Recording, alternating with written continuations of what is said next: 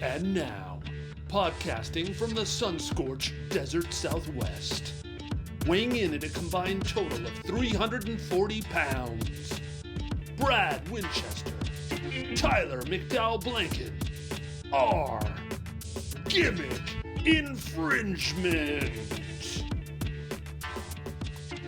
Welcome, everybody, to the Gimmick Infringement Podcast. I am Brad Winchester, and with me, as always, is my tag team partner, Tyler McDowell-Blanken. Tyler, it is Sunday. I don't know what the weather's like outside, but I imagine it's nice.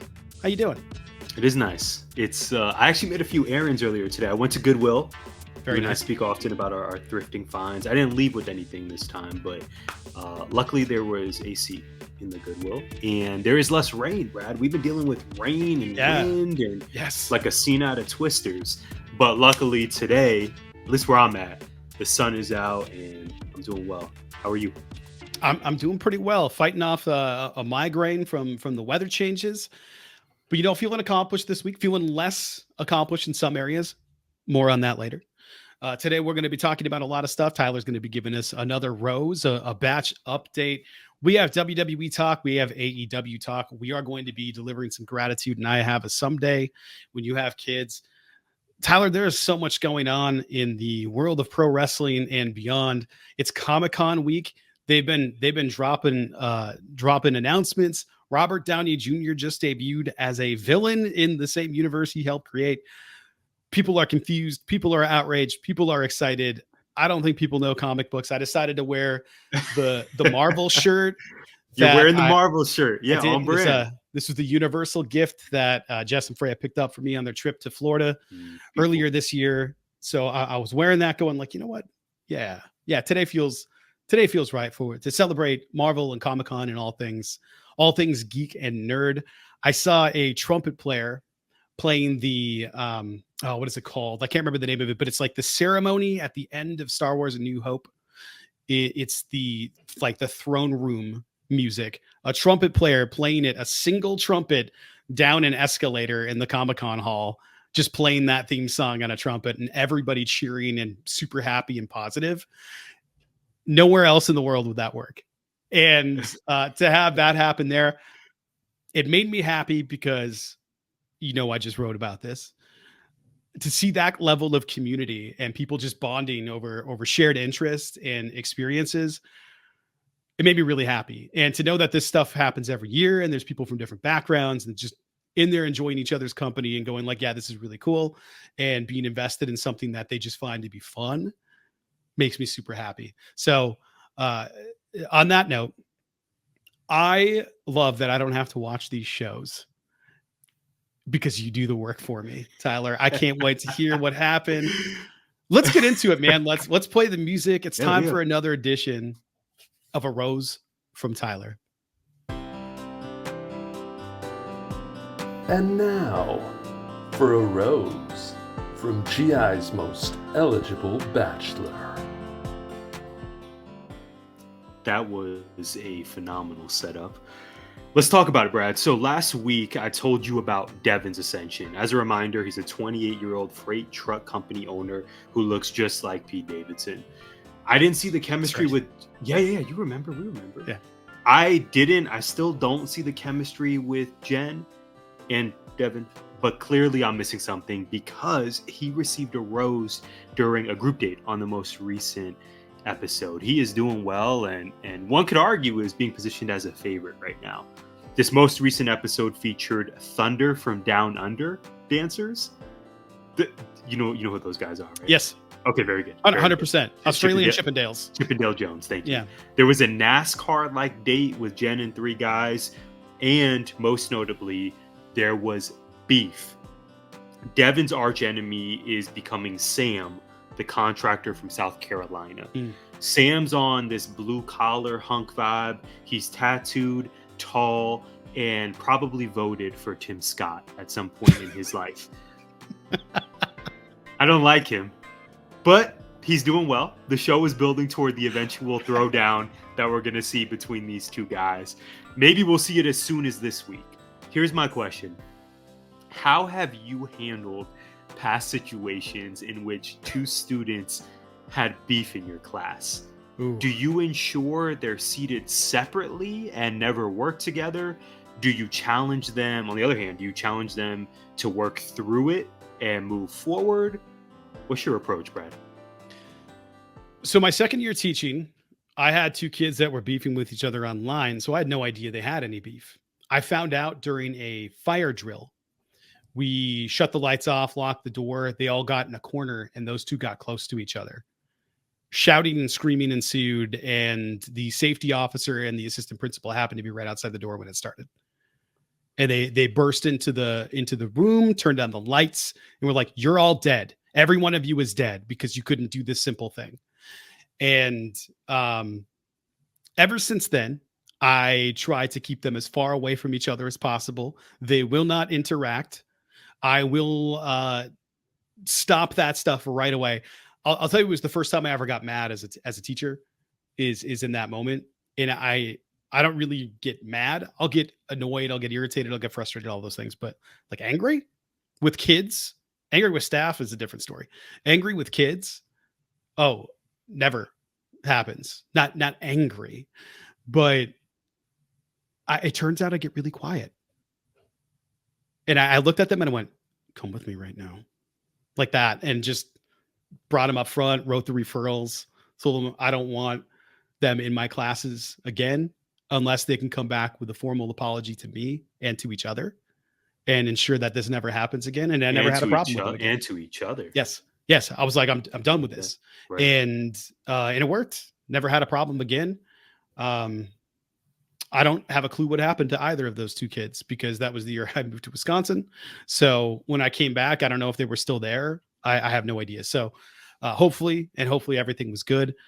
But yeah, I'm keeping them separate, Tyler. I don't want beef in my room because then it just leads to problems later on. And it's also part of the difficulty with the cell phone thing because you know, we have pretty strict cell phone policies, but you know, it's one of those things that you have to learn as an educator. It's what's the fight that you're willing to have? What's the hill you're willing to die on in a class with a student? Because there's policies and all of that. But if that kid is only going to be invested in your class and productive in that class, if you just, you know, in 2007-8, it was just let them keep the hat on.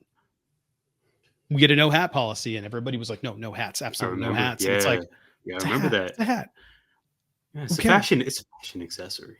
Yeah, I don't care Yeah. about a hat. Right. But it's just one of those things. So when it comes to beefing with each other, I just try to keep them as separate as possible. Yeah, and I think to your point, Brad, it depends on so much. It depends on the particular Mm-hmm. students, the class dynamic. I think all educators have had this come up inevitably, right? Because 2 students likely have a history with each other, but we're often not even privy to that, especially if they're coming in as freshmen. We don't know everything, you know, the full context of this former friendship or rivalry or whatever the case. But to your point, I think it's important to take precautions. And, you know, if I can kind of make this about me in some way, it also makes me reflect on relationships in my own life, especially the ones that maybe there's been distance or that failed. It's like, what's the source of this beef? In the case of Sam, and maybe Sam will turn it around. Maybe I'll give him some credit. I don't know his voting history, Brad. He's very handsome. Jen likes him. We'll see where this goes. But for Sam and Devin, obviously the beef, you could argue, is kind of contrived. It's clearly over Jen and her affection and how each of them are going about it. For these 2 students you're referencing for failed friendships in my life, like, what's the source of the tension? And usually it's about something that is so dumb, solvable, just right? dumb. Okay, in high school, either about a romantic link or X, Y, and Z. Dude, but even as adults, we're just as bad sometimes. I don't know. Silly stuff. I don't know any adults that have gone like, well, they looked at me funny. Like, that doesn't happen very often unless you're in, you know, prison. That's a high school thing. So yeah. So it's a little bit different there, but like, can we work through what the beef is? Like, that's the overlap. Is like, what's the source of tension? And sometimes it's, Brad, I don't even remember. I was just mad at them. I got in my feelings. Yes. They were too, and we don't talk. I don't even remember what the issue was. That means that it probably wasn't that important.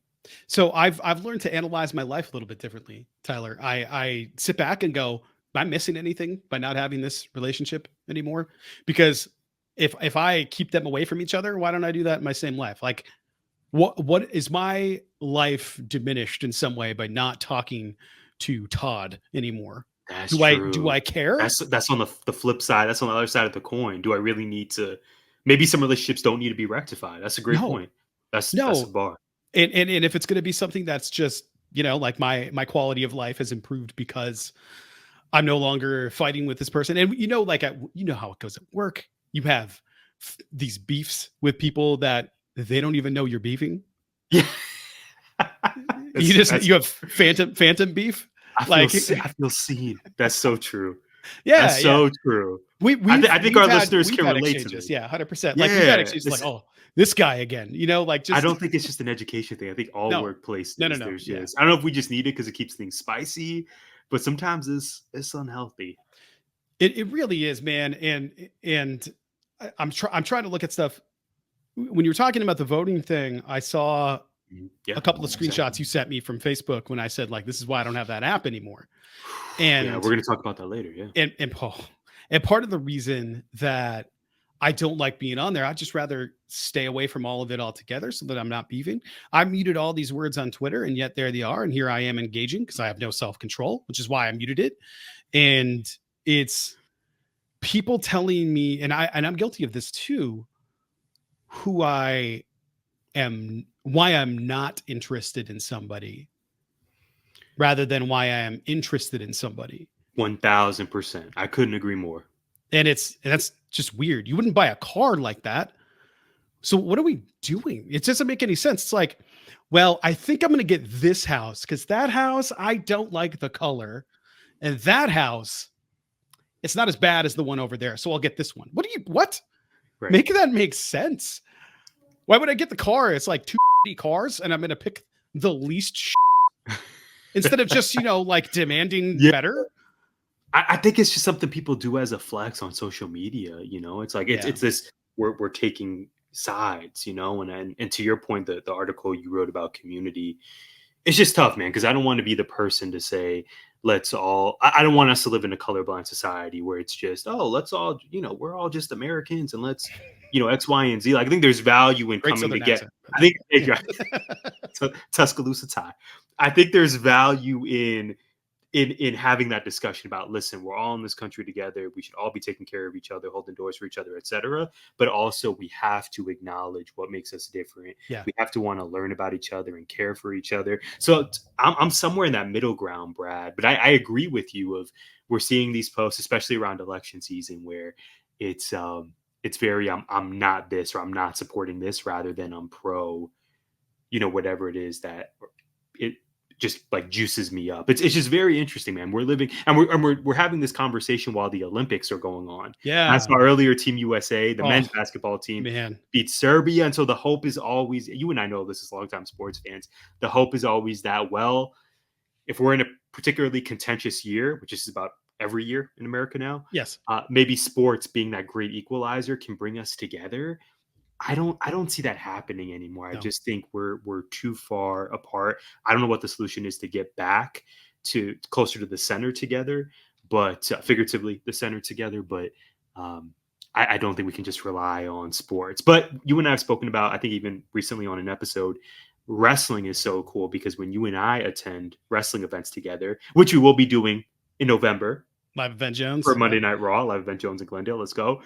Wrestling is such an amazing atmosphere because you really get all avenues of the spectrum with wrestling fans. When you go to these shows, you see folks from different political persuasions, different ethnic backgrounds. Like that's something I really leaned into being a wrestling fan and being more active in the community and going to these events is that you really just see all walks of life. And yet here we are for 2 hours, just engaging in escapism and giving each other high fives and just having this shared experience over a sport we love.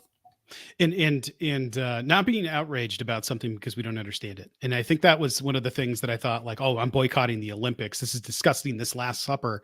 It's like, first of all, who did it? Second of all,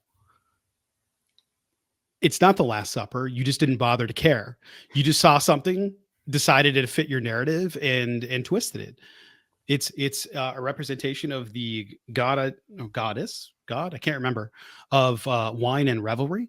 And instead of going like, oh yeah, that's what that was, there's a lot of depictions of that in art. It's the Last Supper.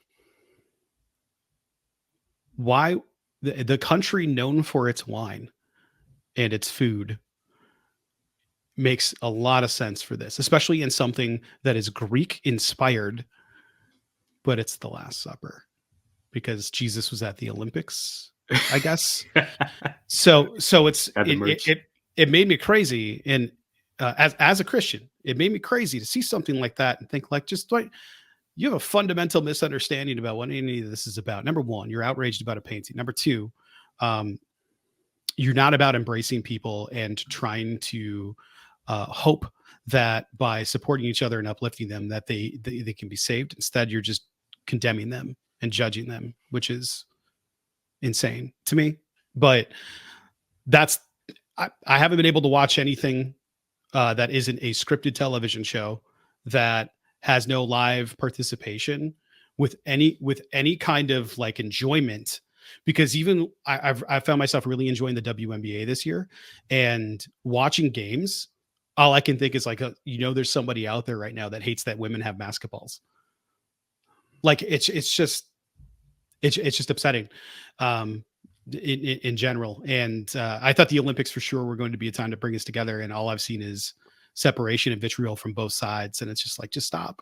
Just stop. And maybe I need to put my optimistic hat on. Maybe there's still hope, right? The Olympics just started, just had the kickoff, but man, we continue to live in a really... There's still hope. There's still hope. There's always hope. I really believe that there's always hope. I love what you said about the WNBA, and that's a league that has had such a strong history of activism before it was popular and before it was marketable. So I love that you gave that W shout, even though they're on the Olympic break right now. And speaking of the WNBA, my friend, I need to know for our listeners and viewers out there, are you ready to elevate your fantasy sports experience with Prize Picks? You can win up to 100 times your money during the women's basketball season. Imagine turning a $10 entry into a whopping $1,000. If you're looking for promotions, Prize Picks has got you covered. From lowering select player stats projections on Tuesdays to help your lineup hit, or getting your entry fees back if you have a losing lineup on Fridays. You already know women's basketball is on fire. Brad and I are locked in. We have stars like Caitlin Clark and Angel Reese looking to make names for themselves alongside greats such as Breanna Stewart and Asia Wilson. You could win up to 100 times your cash watching them ball out. So download the Prize Picks app singular today, and use code CLNS for a first deposit match up to $100. That's code CLNS on Prize Picks for a deposit match up to $100. Pick more, pick less. Is that easy? Tyler, I'm flabbergasted here. Okay. I'm flabbergasted. Yesterday, there was a lot of wrestling on my Saturday television. The WWE's all over the timeline.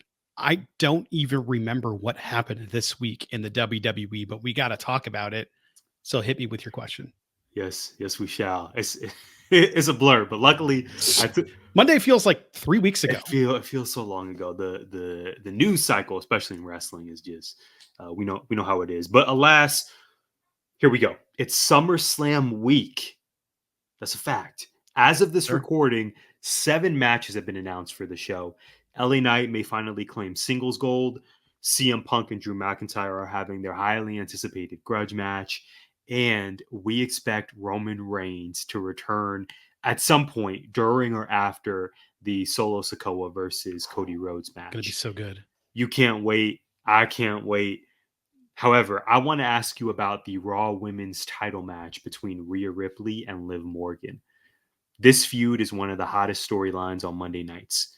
Several people are involved, and everyone appears to be getting over. We don't trust you, Dom. We see right through this facade. I digress. Brad, the IWC has long speculated about the 2 tiers of the WWE women's division. There's the 4 horsewomen, Sasha, Bailey, Becky, and Charlotte. And the next 4, let's say, for example, Rhea, Bianca, Asuka, and then name the amazing superstar number 4. I put Io Sky in my notes. What must Liv Morgan achieve in this title reign, the Liv Morgan Revenge Tour, to propel her to that Mount Rushmore level? Or does she already have the resume to make the case? She has a pretty strong resume. But she doesn't. What's her biggest win? Can you even remember? I would say Money in the Bank. Yeah. Everything else has been there. Pretty forgettable. But I think if we get the Dom turn to help Liv retain and leave the Judgment Day, that's going to be the biggest win for Liv Morgan. 100%. The signature moment. That will strap a rocket to her back because she'll be like booed. And I think she's a very good heel because she can just be maximum Liv Morgan and not have to change a single thing, and people will hate her for it because of what she's done. And yeah, give me that. I think that's the best move for her. I think that's the thing that bumps her up to the next level. I don't know. Like in terms of in-ring ability, yeah, Io for sure, Asuka for sure. In terms of character, I would put Liv above Io for sure, easily. But Io is one of the best wrestlers on the planet, men or women. So what are you going to do? So it's really difficult to figure out where she fits. I don't know where to fit her. I don't like ranking things. I just don't, because it feels mad disrespectful to the people that you leave off of it, because you're going to leave off Nia and Piper and all these other people that are incredible. And I don't love that, but I think to your point, I think Liv probably feels like more of an afterthought in that division than other people because of the Riot Squad, because she had to work really hard to get rid of that I'm a tag team specialist kind of label. And then she got hurt and then she was gone for a long, it's just, there's all these things that working against her, and she still managed to find a ton of success. Look at her. She's fun to watch. She's a great character. Like, all of this is awesome. So I think if she gets that turn from Dom, oh my God. Yeah. She'll be top 1 or 2 or 3 in the company in that division for sure. Yeah. And she's developed a huge following. She has a huge, great. Yeah. And speaks to the work she's put in, and by all reports that we read is incredibly well liked by her peers. Based on that effort she puts in. Yeah, man, I'm so happy to see this. Obviously, I have a special place in my heart for her, given that she's from Jersey. So that's already I'm in her corner. I just remember her in the black and gold NXT days, Brad, and she didn't hold the title there. She didn't have necessarily a signature program. She had her time in NXT and then was called up to the main roster and has really, really excelled. So it's just been so cool to see her ascension, because it wasn't a guarantee that, oh yeah, when Liv gets to the main roster, it's going to hit. She's going to be a multi-time champ.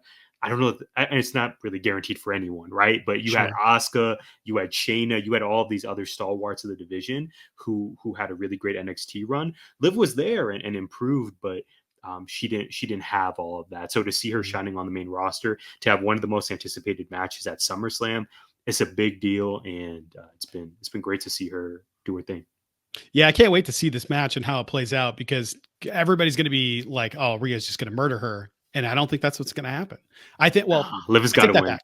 I think Liv wins. I still think Rhea murders her, but I think this is going to be an Anakin turning to the dark side kind of thing, where it's got to happen. Liv's going to be getting her ass whooped, and Dom's going to intervene, and that's what's ultimately going to be the thing. So right, he's gotten over. Yeah. Talk about ascension. The man's in a really good position right now. So really excited to see what happens there. I can't wait for it. The SummerSlam shaping up to be awesome, man. Okay, my question. So the WWE went to Japan this weekend, and there was more talk about the trip than the actual shows this week on the timeline. The biggest talking point, though, was Drew posing with Jack Perry. It was reported that Punk and Drew okay social media post content. So my question, does it work better knowing that the hate isn't real? Or do you like the illusion of hate more? Now, keep in mind that the IWC is not known for its stability. Not at all. I like the illusion. I do. So I saw the photo. I'm so glad you brought it up. I probably would have forgotten to mention it. But like I said, so much has happened since the last time we recorded. It's crazy. What was the caption? Real photo, Crimea River. Yeah, it was Crimea River, I think. Yeah. Real photo, Crimea River. Yeah. The illusion, Yeah. really. And Yeah, and every week you and I get on here, you know, the brand loyalty, if I like WWE, I have to hate AEW or vice versa. It's just, it continues to be really toxic. And we've seen time and time again these examples of the talent, it doesn't matter to them. They like, you know, they're at functions together, they tweet each other. To them, it's by and large usually all love. I think the IWC just conjures up this competition, right? Yeah. The competition in terms of unhealthy, like you are my enemy. Yeah. I want nothing to do with you. We don't even know what Jack Perry and CM Punk's relationship is. For all I know, they've buried the hatchet and they're good. I sure hope so. I sure hope so. Scapegoat. To have all three parties involved in that, like, there's no way they left Jack out, right? Like, there's no way that he didn't know that was going to happen. One of them reached out for sure to make sure he was okay with it. He was good with it. Yeah. And let's not forget, this is another reminder, even though I would prefer the illusion to answer your question. This is another reminder that Drew McIntyre, I've said it once and I'll say it again, Drew is not the bad guy in this situation. No. I don't know who Cleveland's going to cheer and who they're going to boo. I would imagine it's going to be a fairly pro CM Punk crowd. Yeah. And Drew will probably get some cheers because he's just that great, but will largely be booed. Yeah. I think Drew is still the face here. He gave us this tweet. He's given us a lot of wit, a lot of videos on the timeline. Like, he's really stepped up his social media game through this feud. I think both guys are winners. I have no idea who's going to win this match, with Seth Rollins being the guest referee. I'm so excited. And I think that shows how well it's been built, that I'm walking in truly 50-50. I think it's going to be Drew, but I got no clue. I know I'm going to tune in this for like a year. Yeah, a long time since it's Rumble season. Yeah, it had been right after Rumble season. February. Yeah, it's it's been so much fun. It's gonna be. It could easily be the main event. We know it's not going to be, but but it's main event material. It could be. This is sort of the Jericho Kevin Owens list stuff, right? Like, everybody was super invested in the story. There's no Festival of Friendship. The Festival of Friendship. No friendship here, but at that point there was a title. There was a title on the line, right? The US title, but a little bit different in that respect. But people were invested in that story. We can't wait to see what happens when they get in the ring with each other. I'm so excited for this, man.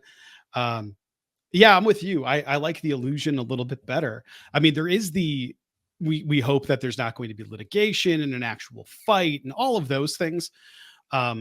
But it's very clear that that's not what's going to happen in the WWE. But Triple H and Nick Khan have created an atmosphere in the WWE where they feel let people post, and they probably have to clear it or go like, hey, can we do these things? Not specifically, but hey, are you okay with we do these things? Or maybe they're just giving guidelines like, don't do this, or if you're going to say something, clear it first. With the talent involved, I don't know how they do it, but the freedom that they have to just go out there and kind of create storytelling online. Like, I've been thinking a lot about like the Speed title, even though I think Speed is like, I just think it's dumb. It is brilliant in the sense that they're playing to the attention spans of a younger audience, and they're doing it in a space that younger audiences are going to live in. So to hear like the Andrade match, the whatever the last one was, maybe not even the last one, the one before, had almost 2 million views or something. Maybe I'm wrong about him not getting TV time and being relegated to Speed when that many people have eyeballs on him.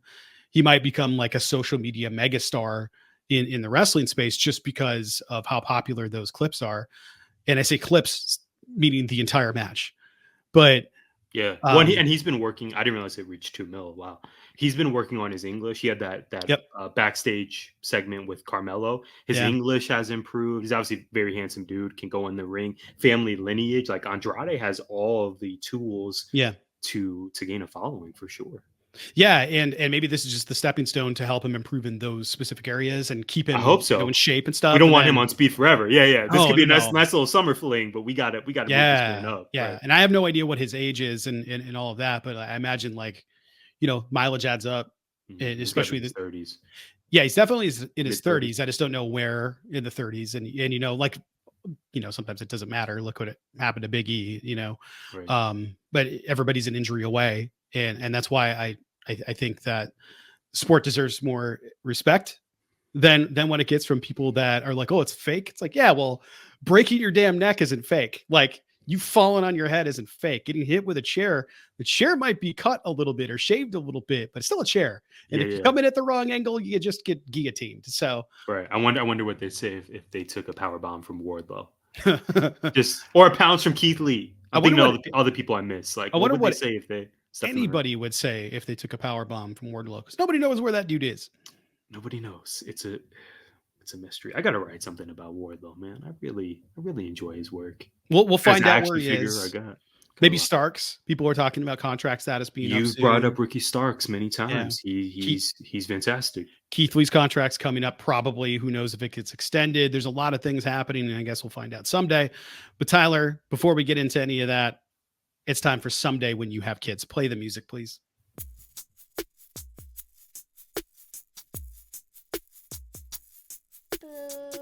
And now it's time for I'm crazy. Someday When You Have Kids. You're crazy.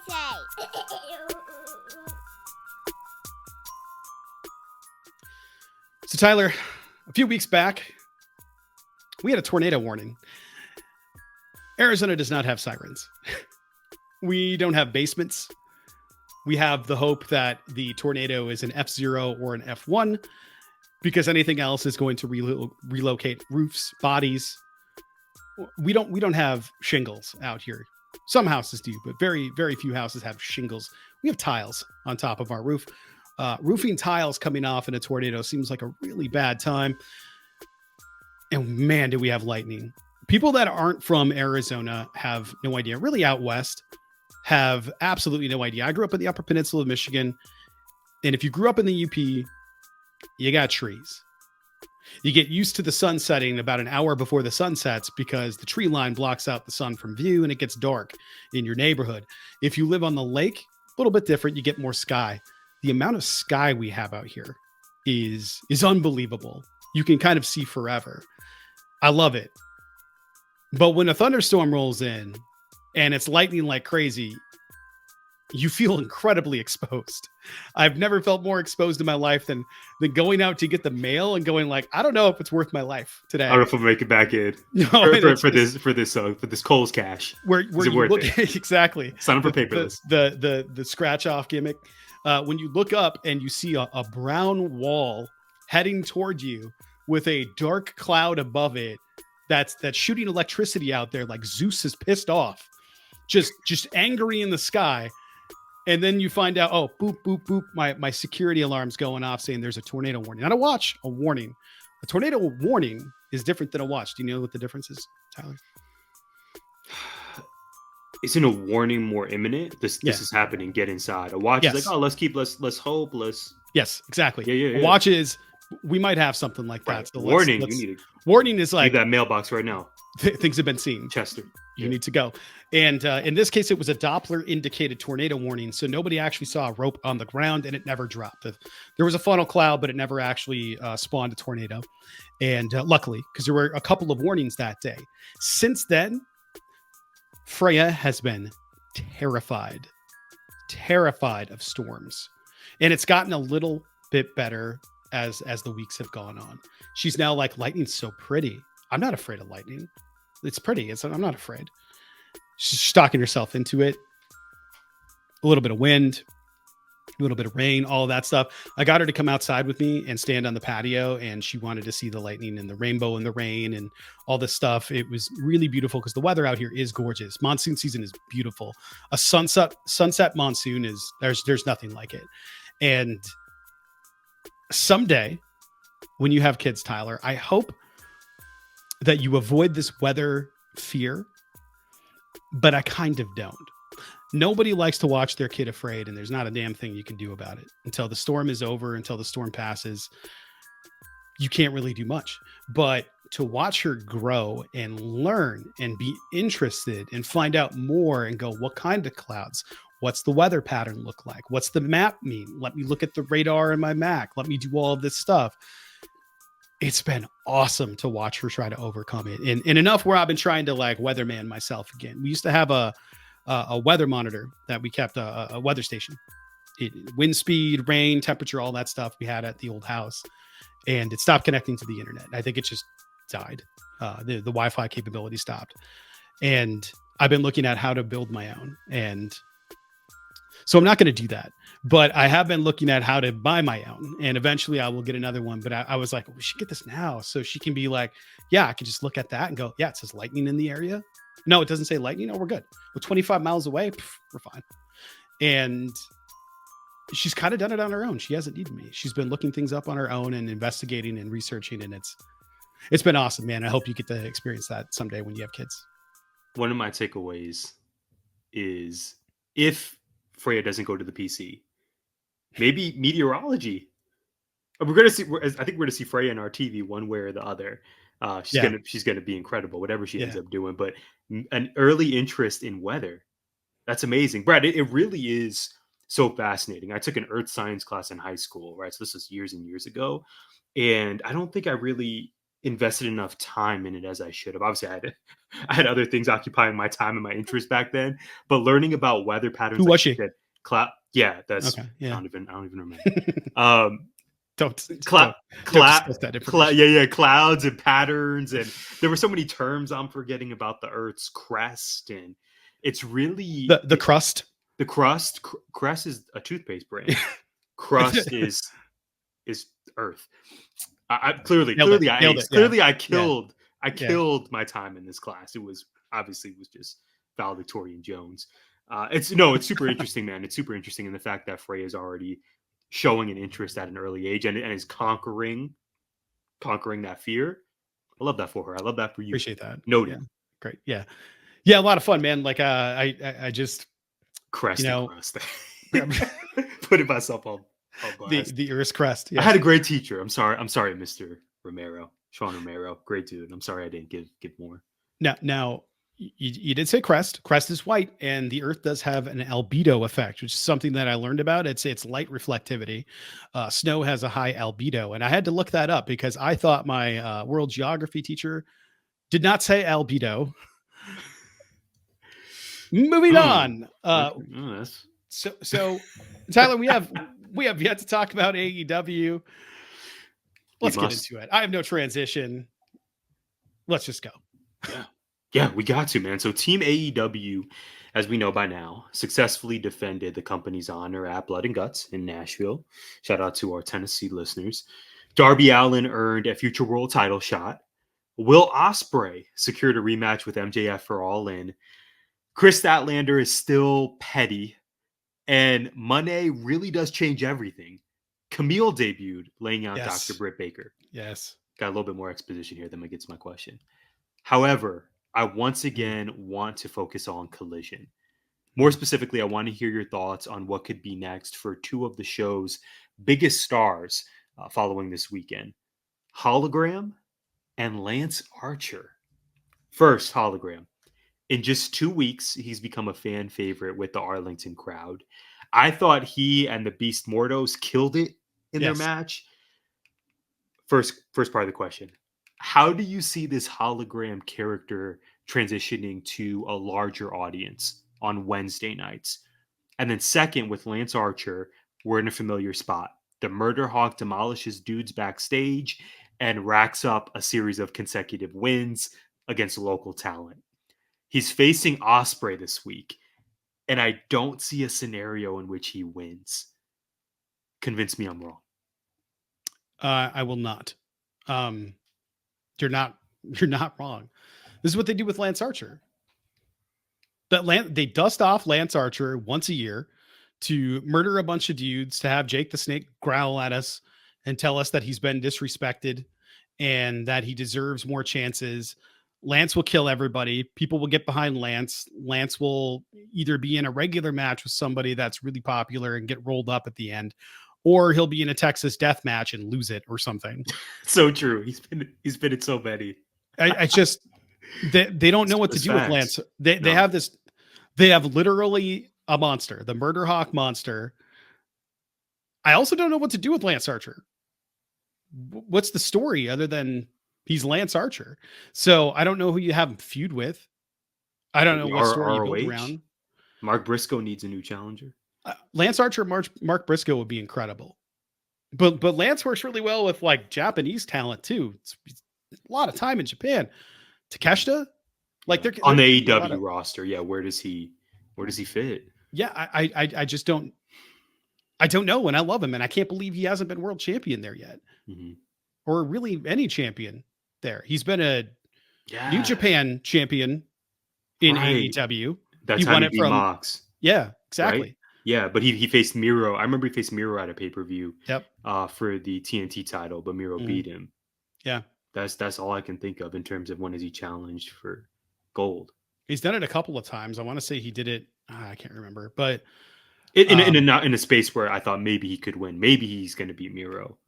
Yeah, it didn't happen, but I think any other time it's been like this Wednesday against Ospreay, not for a championship, but I would love to see Lance Archer pick up the win, but that wouldn't make sense because Ospreay's already lost twice in the span of a few weeks and needs momentum heading into Wembley. I can see him losing because of MJF interference. I can see him losing because... You think that's the right move? No, but I can see him losing because of a bunch of different factors, you know? I think it would be okay. Ospreay's pretty bulletproof. I don't know that he needs a win. If he's losing by nefarious means, the way he lost the belt, like that's a theme that continues to happen. I think I would be fine with that. And that would give Lance Archer a big win and maybe set him up for something important because it's pivotal. He's been hurt in the past. You've lost time with him because of that. They've abandoned a bunch of storylines for no reason. AEW is a hot mess right now in terms of creative. Outside of like 3 or 4 things, like everything else is just sort of there, and nobody knows what's going on. I think, including talent. I'm convinced that Tony Khan has no idea that ROH is a thing until a pay-per-view comes up, and then he goes, "Oh shit, I got to do something. I got a press conference." It's crazy, and I'm a huge AEW guy. Like I don't think that's very secretive. I know you are, but woof.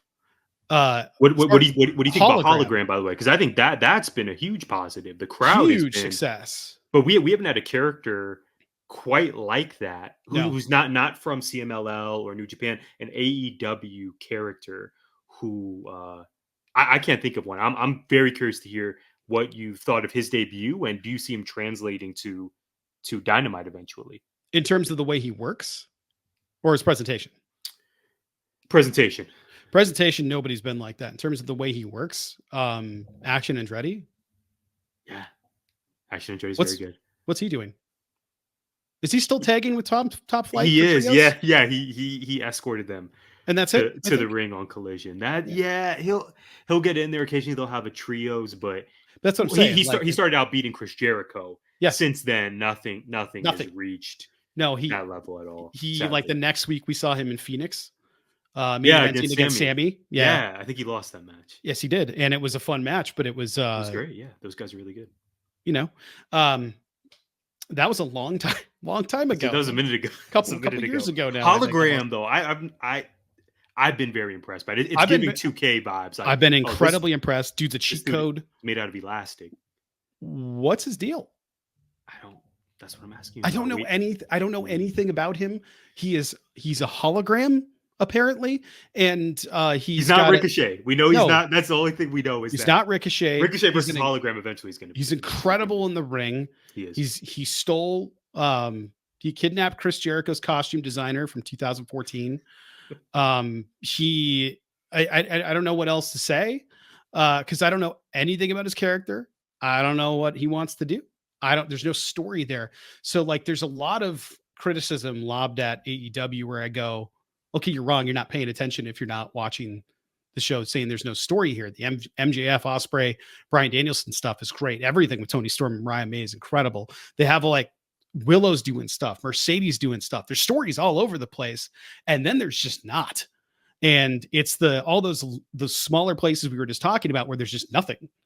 Like Private Party doing cool stuff. Not really any story there. They're just there. There's a lot of groups like that and individuals right now that just they don't have anything. They're just there. And I hate to see it. It's confusing. I'm afraid that Hologram is going to get presented like this until nobody cares anymore. Because right now it's new and shiny, and it's going to be awesome when it goes to Dynamite and lots more people see it. I would hope. I don't know if a lot more people are watching. If your top number is 750 and you're getting 500 in Collision, I don't know that 250 is a lot more, but putting it on the bigger show, the biggest show of the week for AEW seems like a no-brainer. I just don't want it to be something meaningless because there's a lot of lucha talent on the roster, and I'm afraid they'll get lost in a lucha feud because that's how he's debuting so far. Maybe that's an in-ring communication thing. I have no idea, but it's been kind of like storyline wise. I don't care. Match wise, it's been incredible. And Tyler, that's how I felt about Battle of the Belts this week. I want to get your thoughts first, though, before I get into my question. So, what did you think about all of this? Hologram, Lance Archer. I fit in a lot there. Yeah, Lance Archer. I suspect he's going to lose on Wednesday against Will Ospreay, and then what is next? Because this has been repeated. It's even a bit comical at this point that this is just the annual. Let's heat up Lance Archer, and then he won't win the big one. So I mean, we've already discussed that. To me, the answer would be, okay, Mark Briscoe just defeated Roderick Strong. He needs a new opponent. I think Lance Archer being the guy to eventually beat Mark Briscoe would be fantastic and be that unstoppable heel on ROH. I don't see the path on AEW television. In terms of Hologram, I really love the match versus Mordos. That was my favorite match of the weekend, Brad. It was it was just so cool to see. And for the crowd, you and I love the voice gimmick too. Yeah. You and I spoke about the summer residency for Collision in Arlington. I think it's been such a huge win. Just from a viewing perspective on my couch, it's been needed. The crowd's invested. They're hot. They love these two guys. I'm just curious, to your point, how does Hologram look on Wednesday nights? So I think it's going to translate well, but I agree with you that it's easy to be invested when it's new and it's shiny and we haven't seen it before. But let's say after All Out, is Hologram in a feud? Do we know more about his backstory? I hope the answer is yes and yes for both. I've been blown away by his in-ring work, and it's just been spectacular. And the match with Mordos was my favorite. I actually don't like some of the way they've been shooting Collision. They got some weird camera angles that make everybody look really slow, and they're not. There was a weird angle in the Tony Storm match. There was a weird angle with Orange Cassidy, and it made them look like they were like barely moving out there. Yeah, it's like what is Johnny TV? Yeah, and I was like, this is just a yes, and it was just a bad angle. And you put that on top of the really, really, really, really bright ring that they're in because of how close they are. It's just so bright that I feel like it feels like they're moving in sand. I don't know how else to describe it. On some of those angles, the top down shots and the wider shots and stuff look awesome, but those closer shots when they're on the floor, it feels like they're so close to them that interesting. I don't know. I didn't really like that. It's not the fault of the wrestlers by any stretch. It's just, I didn't like those angles. And I think it's the limitations of that space, because it's just sort of a weird shape for a space. Right. Okay. Collision and Battle of the Belts featured a lot of matches with ROH talent. We had Tony Storm versus Taya Valkyrie in an eliminator match, not actually battling for a belt. Willow Nightingale also battled without belts on the line in an eliminator match, CMLL, against Deonna Purrazzo. We had the ROH 6-man title match, main eventing AEW's Battle of the Belts. Speaking of, ROH had some solid matches on their pay-per-view and featured Billy Starks dropping a title she never defended in over 100 days. Tyler, my question for you, what the hell is going on? I meant to put up my Red Velvet action figure, by the way. Shame on me for forgetting that. Yes. Billy Stark's not defending the title. I saw that appear Like 113 online. days. Yeah, or that's like that, or 37 that's a huge oversight. That's not a good look at all. So for the house, for the fans that were in Arlington, great way to end the show. The Von Erich's victorious. Kevin Von Erich rolled up in some white jeans and flip-flops. God bless that man. He's full head of hair. I would love to meet Kevin Von Erich at some point, but the Von Erichs win, Dustin Rhodes win. So the crowd is happy. It's great in terms of watching TV.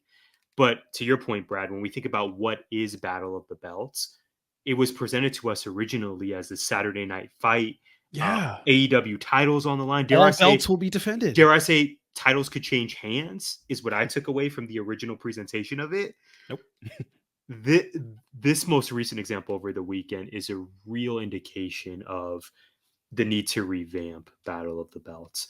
To your point, not because of the talent involved. We got to see Tony Storm, which is great. Yeah. Willow and Deanna, two of our favorites in the division. Put the belts on the line, though. Yeah, but the fact that no AEW titles were on the line, and in fact, the majority of belts that were visible were not AEW titles. Like you said, it was the ROH 6-man, and it was CMLL for Willow. That two of the three.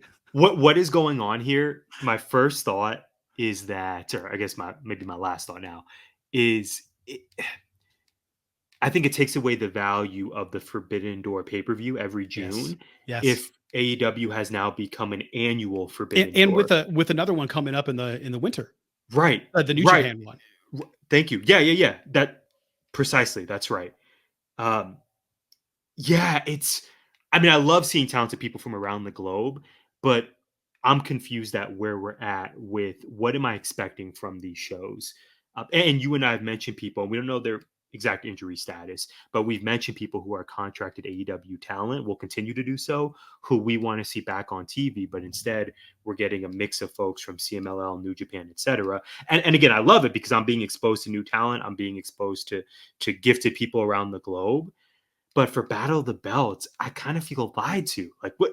This wasn't what it's being presented as, unless I missed the memo of, oh no, hey, we're revising Battle of the Belts. It's actually Eliminator Jones. It's giving Forbidden Door vibes. Maybe a Battle of a Belt. Is what they should call it. Exactly. AEW, ROH, CMLL, New Japan Battle of the Belts. Yeah. Probably, maybe. And if we're gonna do that, let's actually put gold on the line, not eliminate. Why have the it's too much. I'm already tired. I'm already tired just answering the question. A day after the pay-per-view, the Ring of Honor that up. Pay-per-view, you're going to have the Ring of Honor 6-man champion. I understand. I understand it's in Texas. I understand Von Erichs. I understand Dustin Rhodes. I get it. It's a great call for the house, right? Really cool for the house. But for everybody else watching, we're in Arizona. If you're in New York, if you're somewhere else, you don't give a shit about any of that. So it's just it's just there, and it's just.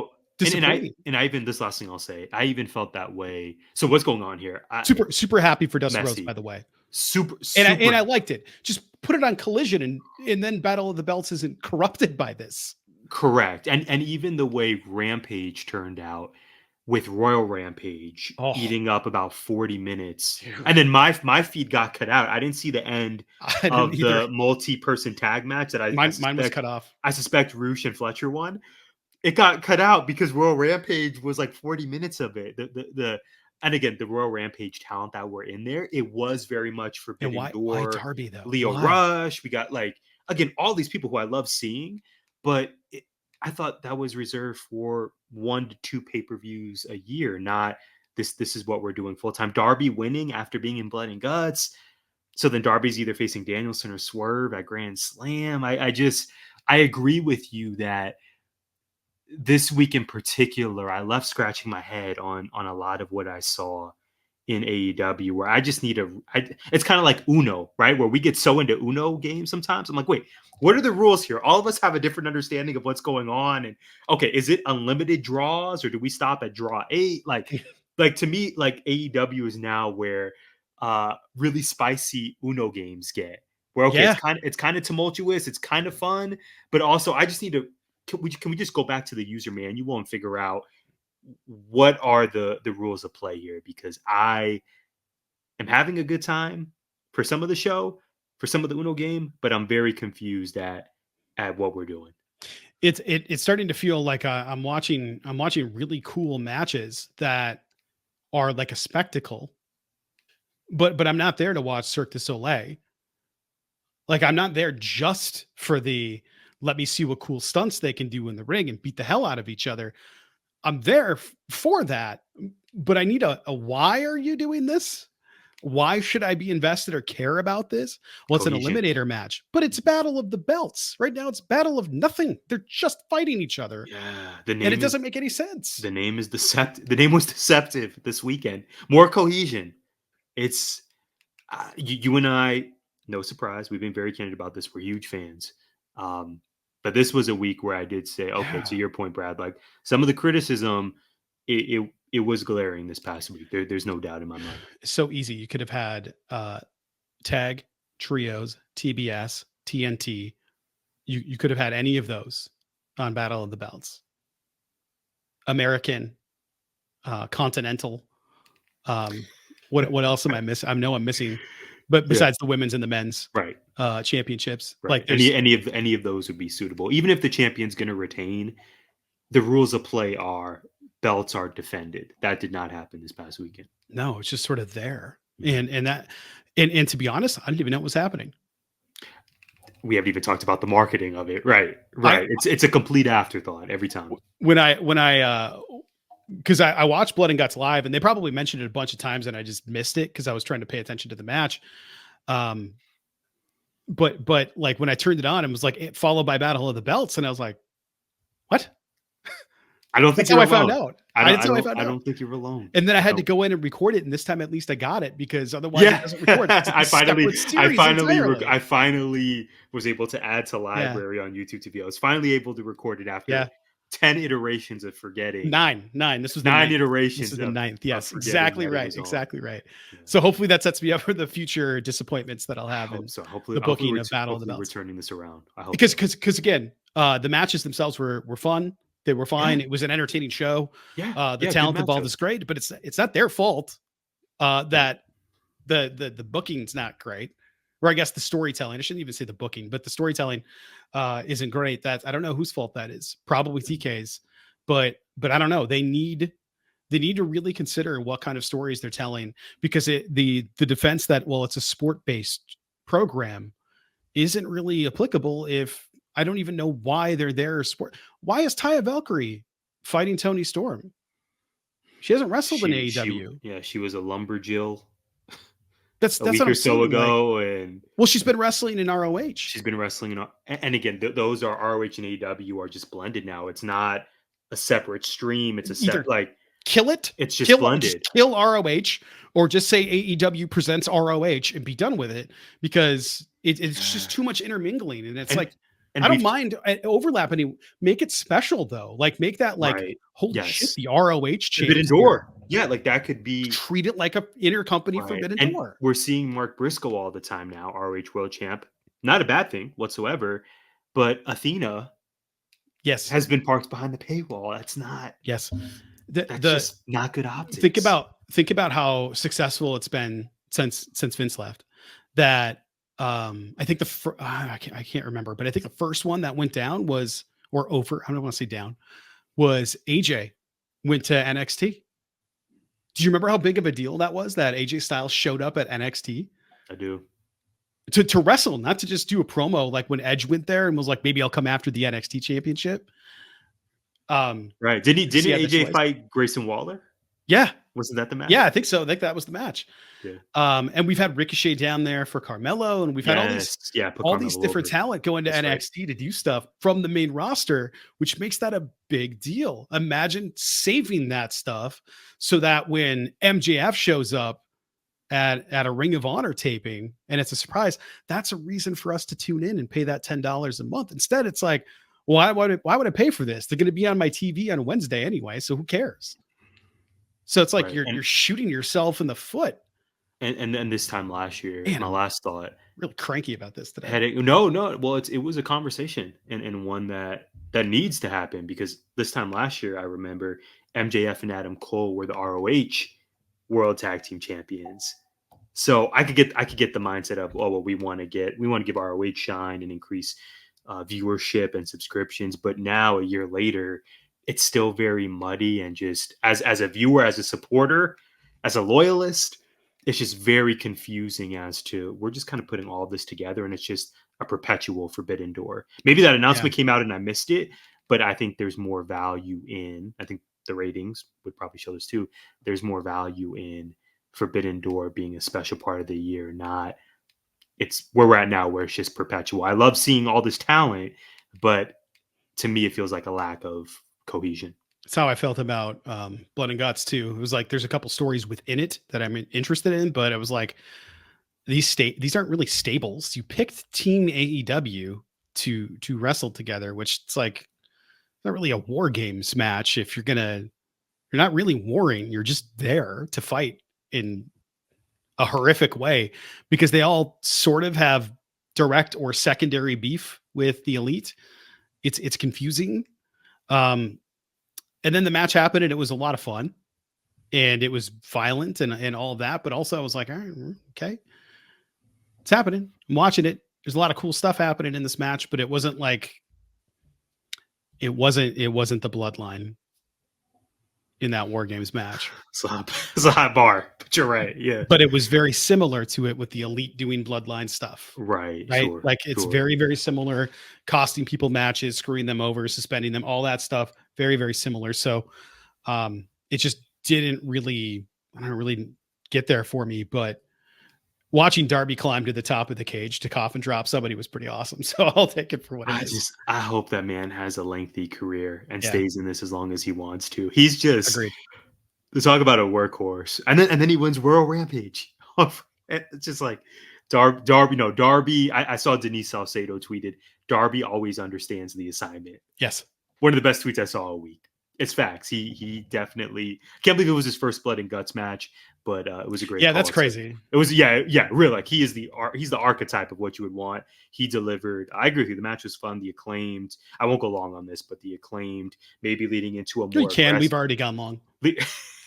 I'll say this: the Acclaim leaning into a more aggressive side. I'm specifically citing the promo that they aired on Collision following Blood and Guts.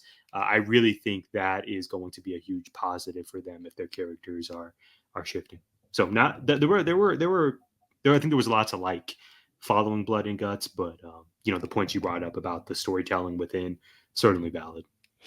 Yeah, don't get me wrong. I'm still gonna watch because me too. I know they're gonna course correct. They always do. All in's gonna be great. Yeah. But there's always that weird spot that seems to follow a pay-per-view or directly precede a pay-per-view. And in this case, it was probably the ROH pay-per-view because from what I've heard, Death Before Dishonor was awesome. And I did not pay for it, but I heard it was awesome. And then things got weird. Blood and Guts, Death Before Dishonor, Battle of the Belts. It's a lot of stuff to do all at one time. Doing it all by yourself seems like a dumb thing. During the Olympics and the start of training camp for your football team, you also have to run. So it just seems like not an ideal situation for one man to be in charge of it. Tyler, for the sake of time, I'm incredibly grateful for you. I'm incredibly grateful for this. I forgot. Yeah, we had gratitude. Oh my gosh. I forgot we had a whole other seg. Yeah. It's we did a half an hour on AEW talk today, ranting about how we want it to be better, but people are going to probably see it and be like, wow, they were negative today. Yes, correct. We want it to be better. We love it. Because if it gets bad, then it goes away. And that's a problem for everybody. And I don't want it to go away ever. Because it pushes everything else in the industry. We saw what happened when WCW disappeared. And I don't want that to ever repeat itself. Exactly. Yeah, well said, man. Yeah, sorry, I'm processing that we had gratitude. I even added gratitude to the agenda. And I forgot that we still had it. So I had just a very visceral reaction there. Well said, my friend. I want to give the flowers to you as well. I'm grateful for you. I put down some notes here. I'm also grateful for women, the women I know, the women I don't know, my mom, my friends, my mentors, family, Simone Biles, like the list goes on and on. You and I touched on this earlier, about an hour ago. We've already seen a lot of vitriol online in the last week. Unfortunately, it won't go away over the next several months, but I remain inspired by the women in my life who make me laugh, expand my perspective, shatter glass ceilings, and challenge me to be better. So grateful for you, grateful for the women that I know, and grateful for this platform that we have every single week. Wow. I'm talking about, I had a whole angle for this and I totally forgot about it. I did not. I said thanks. And you're like, man, really thoughtful responses. And I'm over here trying to figure out how to fit in a couch joke. And I decided not to. Tyler, what do we miss? I have one item that we missed this week, and it involves you. Brad, you are officially published on Tech World. Your professor interviewed you, and it's now available for folks to read. I just want to congratulate you on that. This is a really, really big accomplishment and is an indication of who you are, what you bring to the table. And I'm just so excited for your future and how this looks after you finish the program. So congratulations. And would you like to share any words about how this all came together? Sure. I was talking to my mentor and my professor in my program, and I was talking about Gestalt psychology and how I thought it was really cool that it's kind of part of design principles when talking about constructing a website and how we read and yada yada. I'll save people the boredom of getting into the details. But she was like, "Tell me more about it." And then I told her, "Well, it's this." And then I said, "Well, technical theater is very similar in the way things are set up. Oh, tell me more about this." And then I told her about technical wrestling. That part didn't actually make it into the article. We sent it separately. I don't know if that'll ever get out, but I wrote about how they're similar in how they're constructed. But really, it's about my two worlds. The English world and the professional writing side of things and the psychology side of things kind of coming together. And there's overlap there. If you write in all caps, it's hard to read because we anticipate words to look a certain way. So the shape of your name, like the letters TYLER. When you look at it, you don't even have to read the letters individually. You just see it and know it to be that big word because the shape of it's important. But if you capitalize it, the whole word is the same shape. And if everything's capitalized around it, they're all the same shape. They all make rectangles or squares or whatever. So it destroys that, and it makes us look at the individual pieces, looking at each letter to try to make meaning out of the whole word instead of just looking at the shape of the word. And Gestalt psychology is about taking the smaller pieces and getting meaning from the whole of it. So I thought it was, I thought it would be interesting. And she interviewed me, and I wrote some stuff up. She added some stuff, and shout out to our editors. And I got published, and it looks like another one's going to be going up soon. I'm not sure when, but that one should be fun too. I had a lot of fun, and it's a process, man. It's vulnerable and a little bit intimidating to send something out and be like, "Hey, I made some comments." You got to be ready for it. You got to be in there and ready to hear the feedback, even if it's brutal. And one part of it, I was like, damn. But it was with the graphic. It just needed to be changed a little bit, but learned a lot, and I'm glad I did it. And it's something that goes on the portfolio, and happy I had the opportunity to do it. So thank you for shouting that out. Yeah, that's beautiful. And speaking of your portfolio, I encourage our audience to visit gimmickinfringementpod.com. If you haven't speaking of shiny things, if you haven't been on there in the last few days, the website is revamped. Shout out to Brad on that. We have new words. We have 4 new articles within the last month, Brad. I feel like we just got Content City on there. So once again, gimmickinfringementpod.com. Check out what we've been up to. Obviously, our episodes are on there. Our original articles are on there. You can also find information about our teammates at 19 Media. I am just so proud of what we're doing. Agreed. Yeah, a lot of fun, man. Always. Well, we hope you had fun with this episode and all the turns it took, but we ended up at our destination. Shout out to Small Town USA, and we hope you will join us once again next week. Gimmick Infringement is a part of 19 Media Group. You can listen to us on Apple, Spotify, iHeartRadio, or wherever you find podcasts. You can also find us on YouTube via the 19 Media Group channel. Please like, subscribe, comment, and share.